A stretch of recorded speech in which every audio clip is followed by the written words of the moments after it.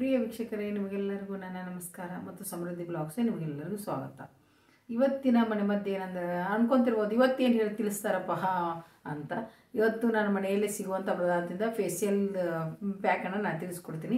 ಇದನ್ನು ನೀವು ಫೇಶಿಯಲ್ ಪ್ಯಾಕ್ನ ಮುಖಕ್ಕೆ ಹಚ್ಕೊಂಡು ಒಂದು 15 ನಿಮಿಷ ಬಿಟ್ಟು ನೀವು ಮುಖ ತೊಳ್ಕೊಳ್ಳೋದ್ರಿಂದ ನಿಮ್ಮ ಸ್ಕಿನ್ನಲ್ಲಿ ಡೆಡ್ ಸ್ಕಿನ್ ರಿಮೂವ್ ಆಗ್ತದೆ, ಸ್ಕಿನ್ ಡಾರ್ಕ್ ಇದ್ರೂ ಸಹ ಬ್ರೈಟ್ ಆಗ್ತದೆ, ಆಮೇಲೆ ಸ್ಕಿನ್ ಗ್ಲೋ ಆಗ್ತದೆ.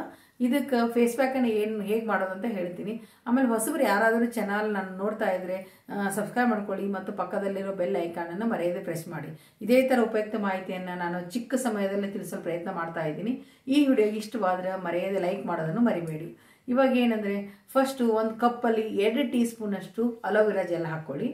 1 ಟೀ ಸ್ಪೂನಷ್ಟು ಇನ್ಸ್ಟಂಟ್ ಕಾಫಿ ಪೌಡರನ್ನು ಹಾಕ್ಕೊಳ್ಳಿ. ಅಂದರೆ 2 ಟೀ ಸ್ಪೂನಷ್ಟು ಅಲೋವೆರಾ ಜೆಲ್ ಇದ್ದರೆ ಅದರ ಹಾಫ್ ಅಂದರೆ ಅರ್ಧ ಟೀ ಸ್ಪೂನಷ್ಟು ಅದರದಂದರೆ 1 ಟೀ ಸ್ಪೂನಷ್ಟು ಕಾಫಿ ಪೌಡರ್, ಈ ಇನ್ಸ್ಟಂಟ್ ಕಾಫಿ ಪೌಡರ್, ಇವೆರಡನ್ನು ನೀಟಾಗಿ ಮಿಕ್ಸ್ ಮಾಡ್ಕೊಂಬಿಡಿ. ಇವೆರಡು ಇದ್ದರೆ ಸಾಕು.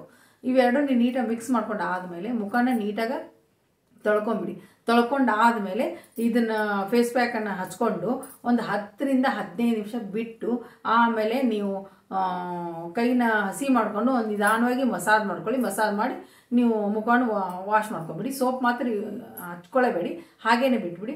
ಈ ಥರ ನೀವು ಸ್ಕಿನ್ನನ್ನು ನೀವು ಈ ಥರ ವಾರದಲ್ಲಿ ಒಂದು 2 ಸರಿ 3 ಸರಿ ನೀವು ಈ ಫೇಸ್ ಪ್ಯಾಕನ್ನು ಯೂಸ್ ಮಾಡೋದ್ರಿಂದ ನಿಮ್ಮ ಸ್ಕಿನ್ನಲ್ಲಿ ಖಂಡಿತ ಬದಲಾವಣೆ ಕಾಣ್ತೀರಾ.